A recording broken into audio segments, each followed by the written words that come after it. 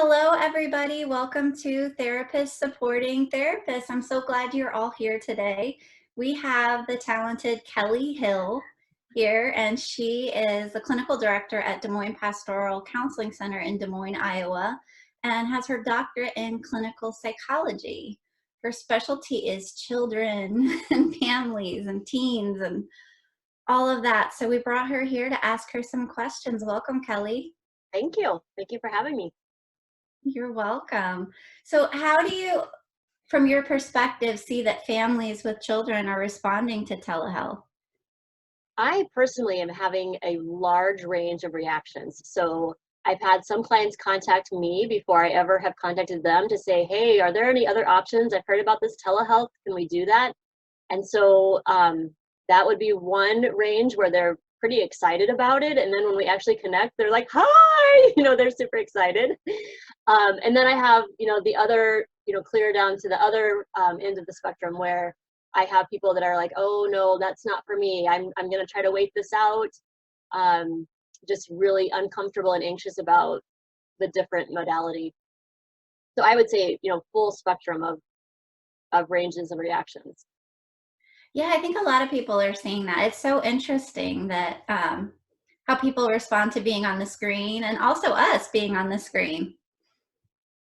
Definitely. I know it's taken a while to get used to. I have a lot of experience with Zoom meetings, but it's usually a lot of people, so my square is really small. But to do a session is very different because you're constantly aware of your image on the screen, and yeah, it's a different experience for sure. Yeah, it is. So, traditionally, you have done face to face therapy, and this has been a big transition for you, which can be stressful. That's right. I just actually last Friday, so just a week ago today, was my very first telehealth session. Um, so yeah, it's a huge change for me as well. I can definitely relate to the client's anxieties about it. I think that all of them that I've connected with through telehealth have expressed that prior to, like building up as they're in my waiting room, that they felt a lot of anxiety. And I can definitely identify with that because the first session for me too, I don't know how this is going to go. Is it going to be awkward? Is it going to be the same? So I can definitely relate to that anxiety about it. Yeah. I've heard that therapists are struggling with family members like wanting to observe telehealth sessions in a different way. What has been your experience with that? So far, I have actually not had that experience. The parents have been very receptive to, and I kind of coached them beforehand about trying to find a private space, using earbuds if possible. So that kind of reduces the extra noise and also helps with some confidentiality there too. Um, for my younger ones, I've asked if they could set them up with paper and markers or crayons or a play area. And so far, I've had a really good cooperation, and I've been able to kind of coordinate a session like I would typically with a child, where I would have some meeting time with the parents and the child together just to touch base, and then, to have some private time with the child. Now, I know that like next week, I have some younger kids coming up, so that I might run into that a little bit more. And honestly, I'm okay with that. I do a lot of family therapy sessions too. So I think if a parent's more comfortable, maybe they don't want the child alone with the electronic or, whatever the issue is, I'm actually okay with that. And whatever's going to reduce their anxiety, I will just meet, as a family if that's what's going to be most beneficial. Great. Yeah. That's really good point that, some children you may not want to leave alone with the technology. Yeah. Right. So we want to hear about your experience, Kelly, on your end. Can you tell us a little bit about what it's like for you and the obstacles that you or others, I know you supervise several people that you or others are working with for children and teens. Sure. So I think one of the obstacles, like I mentioned a little bit ago, is the anxiety about changing the format.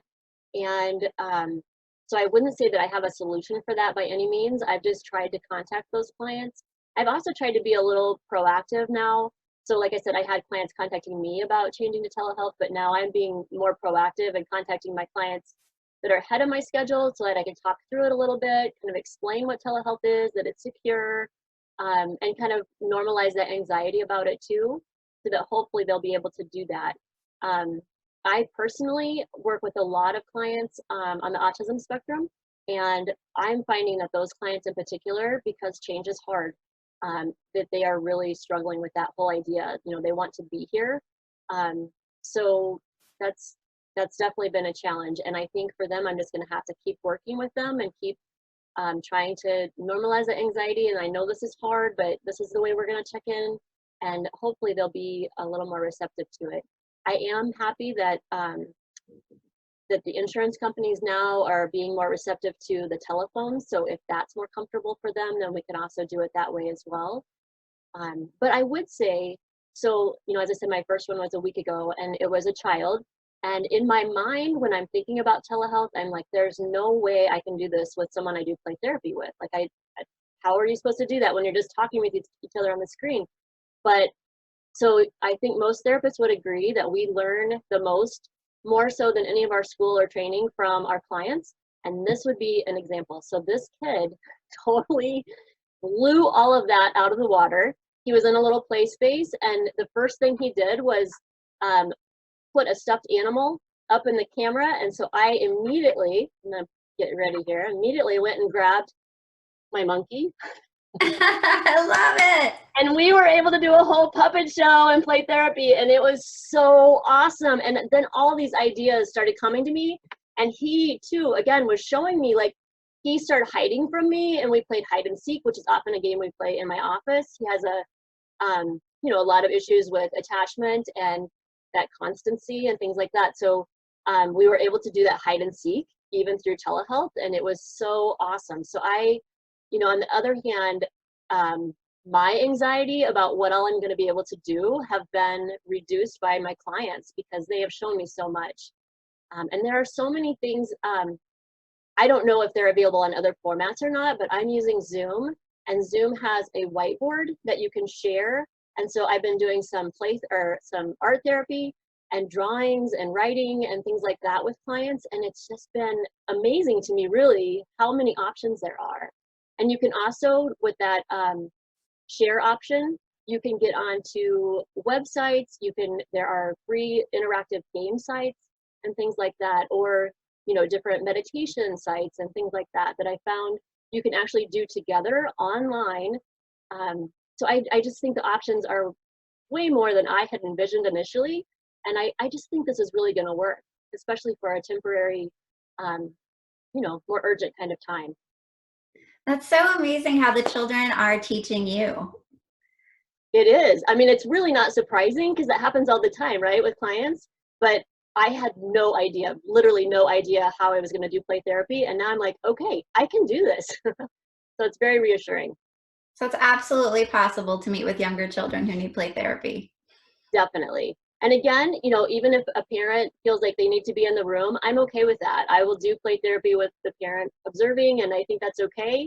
I will be careful, obviously, to not touch into some, you know, more intense trauma or some things like that that might be affiliated with the parent, but, you know, keeping it safe for my client, but also being able to incorporate that play or art therapy as well. That's wonderful. Well, you have picked up a lot of tips and tricks for us for working with children, and I love that. I'm curious about your experience as a human being and what it's like for you as Dr. Kelly Hill supporting clients while you're also experiencing the pandemic and COVID-19 as a person. Yeah, that's a really good question because, you know, I certainly have had my own times where I've felt really strong emotions and, you know, just being able to keep those in check. So I think, you know, one of the things that I have noticed is that I'm really, because of course that's a huge topic that comes up as a, you know, a large part of our session, especially for the older kids and teenagers. But I'm just really trying to focus on using the same tools that I'm telling my clients, to be honest. So as I'm talking to them about how they can cope with all of this and take care of themselves and stay healthy and all of these things, I'm trying to really take that to heart myself, and use those tools while I'm actually talking to them. But then also, you know, obviously just to do a lot of self-care myself. I'm a runner, so I'm able to get outside now instead of my treadmill, so I feel good about that. And just able to keep up that regimen for myself. Tonight, I am gonna log in to a free concert that's online. So I'm super excited about that. Have a little concert in our living room. So trying to find, just healthy ways to keep that balance for myself too. Oh, those are some really great tips for self-care, Kelly. Thank you. You're Yeah, welcome. I know that you're a mom of teenagers and that I see you're in your office right now, but sometimes in some locations are not allowed or people are not allowed to leave their house. And I'm wondering if you have any tips for navigating as a teen mom doing telehealth from home while they're in the house. Yes, I do. So it's interesting that you notice I'm in my office because after this interview is my last time for a while. So we are closing officially and moving everything to home. So I would say the majority of our counselors here are working from home right now. I've just as the clinical director tried to stay here as long as possible, but we are officially closing and moving to home. So this weekend I'm going to be spending the time. I already have in mind, my space and how I'm going to set that up. And I've already informed my daughters that we're going to be having our conversation this weekend about, the boundaries, and they're already aware of that. But, just really kind of making some rules about when, and I'll probably make a sign to put on my door and all that about when it's okay to interrupt and when it's not. Um, I think I'm blessed with, my children are older, they're teenagers, so they are able to, in fact, they love spending their time in their rooms. So I'm sure they're okay with having that independence too. But, we'll definitely need to set up those boundaries and have some clear indicators about when it's okay, to have mom time and when it's not. Um, my cats, honestly, will probably be the most distracting. I'm not sure what I'm going to do with them. But yeah, I think just to really set up that privacy space, I will probably, I'm going to also plan to use earbuds once I'm at home so that just to help reduce that or help increase that confidentiality. Um, my space will be private, but just to, any off chance that there would be extra noise to minimize that as much as I can. Those are all great thoughts. And I know that you work with a lot of families, so I'm just curious about like what tips do you have for parents that are therapists doing this at home for younger children in the house? Yeah, that's a good, that's a really good question. And I think being able to set them up with activities to do, a lot of things like that. And hopefully they have somebody else that they can help coordinate with if they, have very small children that can help with some childcare and things like that to be able to kind of balance schedules and things like that. Because that definitely would be more challenging. I think that, um, it obviously depends on the client and their ability to maintain boundaries and things like that. But I think this is just a time we all have to be really real with each other, so I think if a young child interrupts, that's, that might just happen. And so I think for people in that situation, they might have to prepare the client that might happen, and how they're going to work through that together. Because, the reality is that actually might happen. So um, that just takes a whole lot more planning to keep the children busy and active and things like that so that there are fewer interruptions. Yeah, clients are getting to see us on a much more human level through all of this. That's true. And we actually are getting to see different parts of them, which I found really interesting. We get to see the homes that they live in and the different environments, and sometimes their pets and things like that. I just in today's session got to see somebody's dog that they talk about every session. So that was kind of fun to be able to see them and their love for each other. So it kind of goes both ways, that we're forced to be more exposed, I guess, but in some ways that could be helpful. Absolutely. I have absolutely loved being able to meet people's pets. And so that has been so fun for me to see like and some people are even showing me like zooming around showing me their fish tanks or other things, and it's just been so much fun and I think so connecting on a different level, still very therapeutically, but we're we're people and we're not trying to be perfect. Like I love how you brought up like preparing clients, preparing ourselves for we don't have to get this absolutely perfect. Yes, I totally agree. I think there are going to be interruptions. There are going to be, you know, interruptions in the connections and things like that. So I think the more we can prepare clients for those kinds of issues, and just to, yeah, let them know, like, I'm sorry if this happens, but this is kind of real life right now. And just kind of troubleshoot as we go along and figure it out.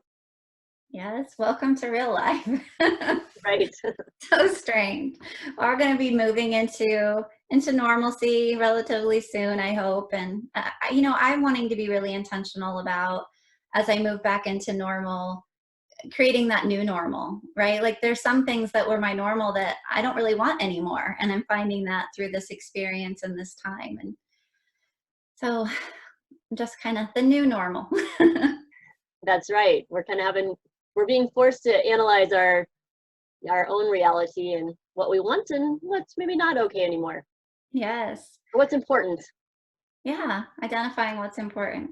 And I know you are important to a lot of therapists and are the rock there where you work for a lot of people. And this transition, I'm sure you're very well aware, many therapists have not historically done telehealth, and that transition can be so stressful. So I'm just wondering, before we wrap up here, what words of wisdom do you have to share? Absolutely. So our staff here, prior to this pandemic, we have a small group that was already just getting started with some telehealth training. You know, we've had interest in that, but have not had the training yet. So we were just getting started with that. And then all of a sudden it's like, okay, we all need to get trained right now. And so we've been, you know, the past couple of weeks, we were really busy with that. We're all set up now, but we certainly have a wide range of people who are comfortable with that, and then people who are really not tech savvy, very scared of the whole process, feel like they just are not able to do this. So we've been doing a lot of training with that. And one of the things that I found most helpful, actually with everybody, myself included, was to do some practice sessions. So we would schedule a meeting with a colleague, and then we would, you know, just practice getting the Zoom set up and practice scheduling a meeting and practice setting up our waiting room and all those kinds of things. Um, to just make sure we had a good handle on how to do that. And I think that's been really helpful. So I would definitely encourage people to do that, and to play with this whiteboard that I talked about, and, you know, some of the other interactive type of modalities that you can do, just to have practice with that. Although, again, well, I would say with children, but, and, you know, I'm sure there are some adults too with clients that they want to be able to play around with it too in the time that you're doing it. So I would also just emphasize what you said earlier, like, we don't have to get this perfect. We don't have to know everything about it. We're both going to be a little anxious. We're both going to feel a little awkward at first, but once you get doing it, it it just really works. My last person I did with it, you know, it was our first time together, and he's just like, I think I might want to do this all the time. Like, he just really liked it. So I think, you know, taking the pressure off of ourselves to do it perfectly, getting in some practice time with colleagues or even a friend, you know, to set up a schedule with them and just kind of play around with it, alleviates a lot of that anxiety, I think, and helps you realize this can be a pretty comfortable thing. Yeah, that's a really good tip, especially for those who are just now kind of entering that transition. I did that same thing. I made my husband do a Doxy Me telehealth session with me. I think it And that really was, helps. yeah, it was so fun because it helped me to see what they see in the waiting room too. So I was able to kind of see both sides of the tech, which was really helpful. Right. Yes, I totally agree. Yeah. Well, I so appreciate you coming on here today, Kelly. You're welcome. Thank you for asking me. Yes. And you mentioned some really great resources today. I was wondering, can you send me the links to those so I can post those below the video? Absolutely. Yes, I will send those to you. All right, great. Well, thank you, everybody. This is Therapist Supporting Therapists, and I appreciate all of your support. Please like or subscribe below. And if you are somebody that has something important to say and would like to interview with me, please contact me. Thank you. Bye, everybody.